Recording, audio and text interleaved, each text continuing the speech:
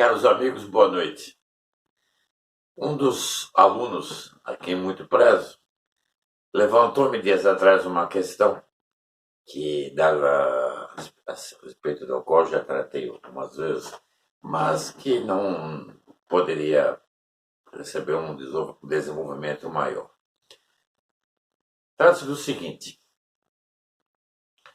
hoje é fácil verificar que a inversão de valores se estende por todas as áreas do conhecimento e da atividade humana. Entretanto, um dos pontos mais salientes consiste na supervalorização do animal, do vegetal, das florestas, da ecologia, em detrimento da vida racional do homem. Como é que nós podemos retratar e definir esse fenômeno? Dias atrás, semanas atrás, houve um episódio simplesmente abominável, e que eu menciono aqui de passagem, tão repulsivo ele que foi este. Duas mulheres que conviviam maltrataram uma criança que, em meio a requintes de crueldade, selvageria, e coisas simplesmente indizíveis, foi assassinada. O rapaz se chamava João, uma coisa assim. Menino, um rapazinho, um garotinho, menino. Bom, ao mesmo tempo que essa notícia não teve grande difusão pela imprensa,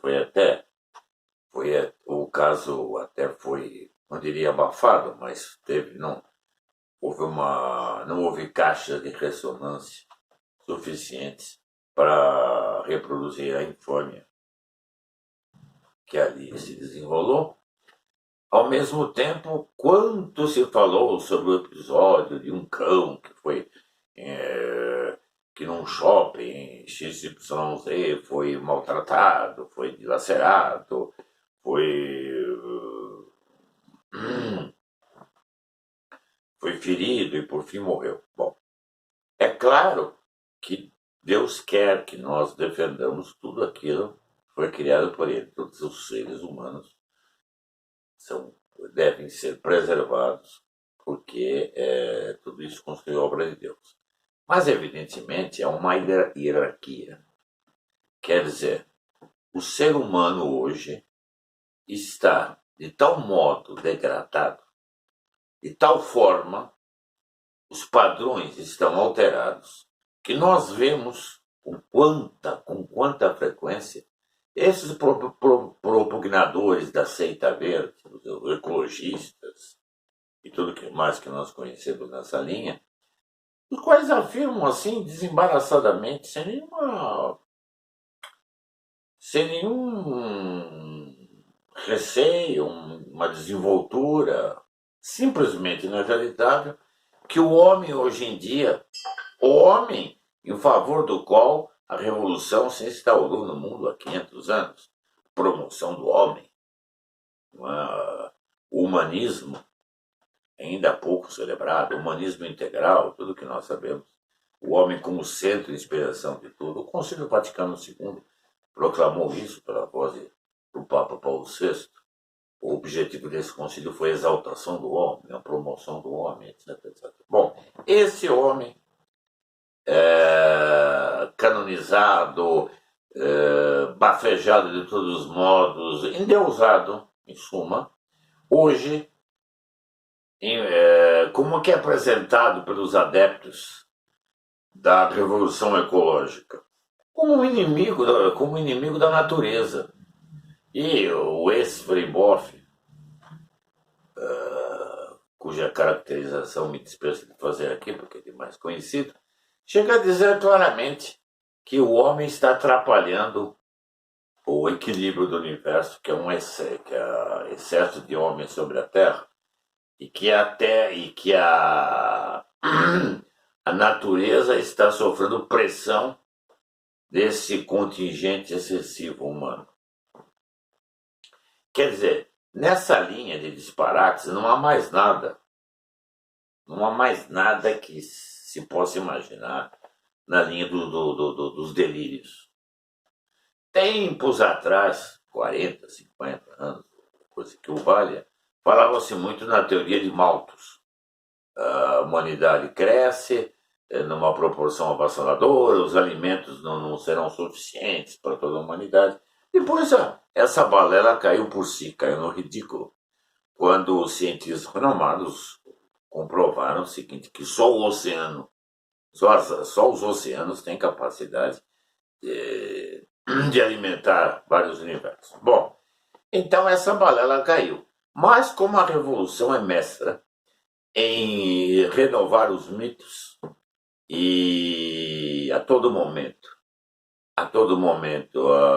escogitar dramas com os quais ela prende a atenção do público desavorado, apático, pouco instruído, ou seja como for, meio atordoado pela avalanche do noticiário confuso e desconexo. Então, assim ela atua junto a esse público a todo momento elaborando mentiras basófias que ocupam o noticiário de uma maneira ridiculamente extravagante. Quer dizer, a documentação superabundante, nós podemos aqui futuramente trazer os mais especializados representantes dos vários campos científicos, demonstram que a questão do pulmão verde, da ecologia da Amazônia, nada mais é do que uma propaganda sórdida que desvia a atenção dos principais objetivos que nós devemos ter em vista, no caso do Brasil, na obra de reconstrução nacional. Bom, há então essa profusão de documentos, de depoimentos, de estudos, mas o princípio vigente é sempre aquele de Voltaire, né? O famoso, o ímpio princípio Voltaire. Mentir, alguma coisa sempre ficará. Portanto, a força de repetir, subjacente ao noticiário, sempre há aquela pressão difusa. Cuidado, cuidado. Agora as queimadas, as ruínas.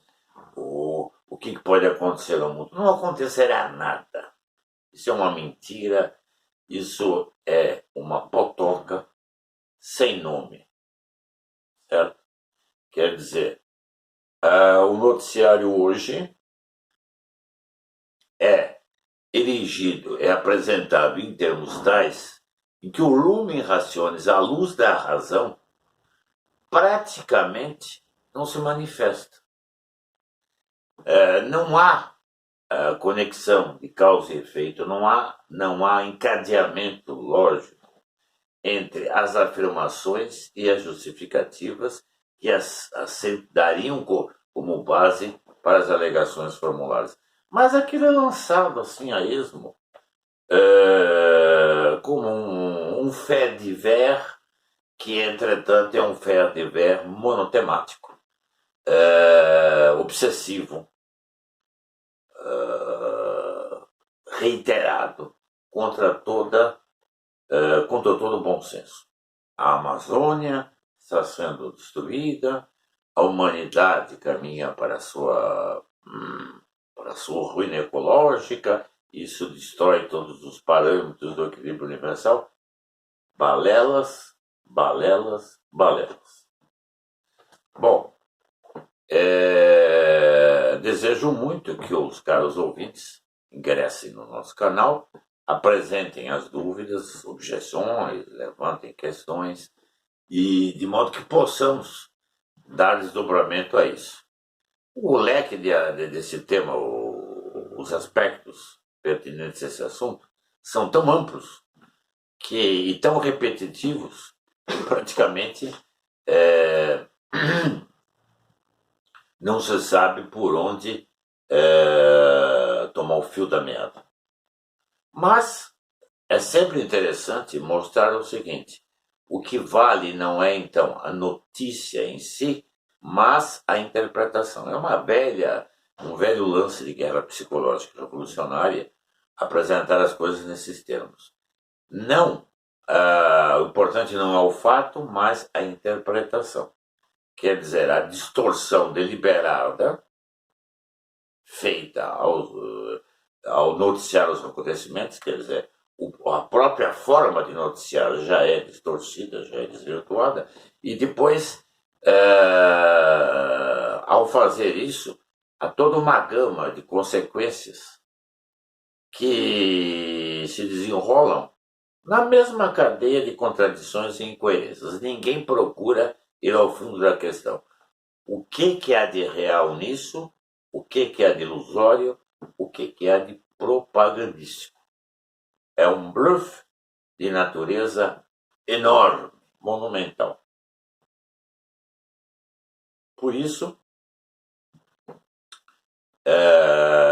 todos que tiverem elementos para apresentar aqui, que queiram participar desse debate, dessa análise, recomendo que forneçam dados, apresentem comentários e poderemos, então, concretamente analisar ponto por ponto, relativamente a essa desconcertante forma de desviar a análise da realidade para aspectos secundários,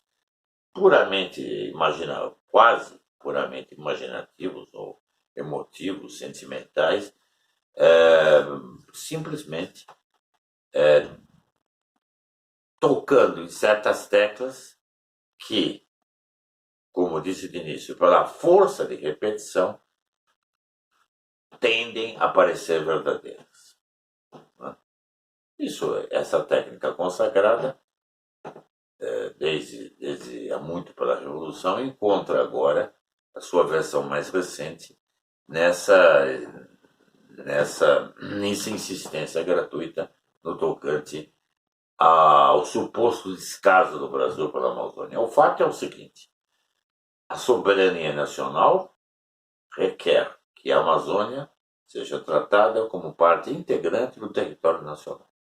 Não podemos permitir que interesses espúrios, a pretexto de sanar questões ambientais, climatéricas ou ecológicas, interfiram nos rumos do nosso Brasil, que é um país decididamente cristão, católico, está numa obra, Marguerite, apesar de todas as misérias, desfalecimentos e problemas colaterais que nós conhecemos, que está retificando, tanto quanto possível, os rumos após a debacle dos 13 anos, creio ter sido isso, dos 13 anos da derrocada petista. Esse é o ponto que devemos ter em foco. Nossa Senhora de Fátima disse em Fátima, em 1917, que o mundo caminha para uma situação, depois da Primeira Guerra Mundial haveria uma segunda, e se o mundo não se emendasse, um castigo ainda pior. Não sabemos a que distância estamos disso nesta quadra histórica. Sabemos, porém, que Nossa Senhora Aparecida, que é padroeira do Brasil, não nos deixará à míngua. Ela dirigirá o curso do nosso país e nós secundaremos esses esforços. Lembremos sempre a frase da grande Santa Joana d'Arc: os soldados combatem e Deus lhes dará a vitória. Meus caros, ficam essas breves ponderações e mais uma vez convido a todos que se inscrevam no canal e apresentem as sugestões cabíveis. Boa noite e até breve.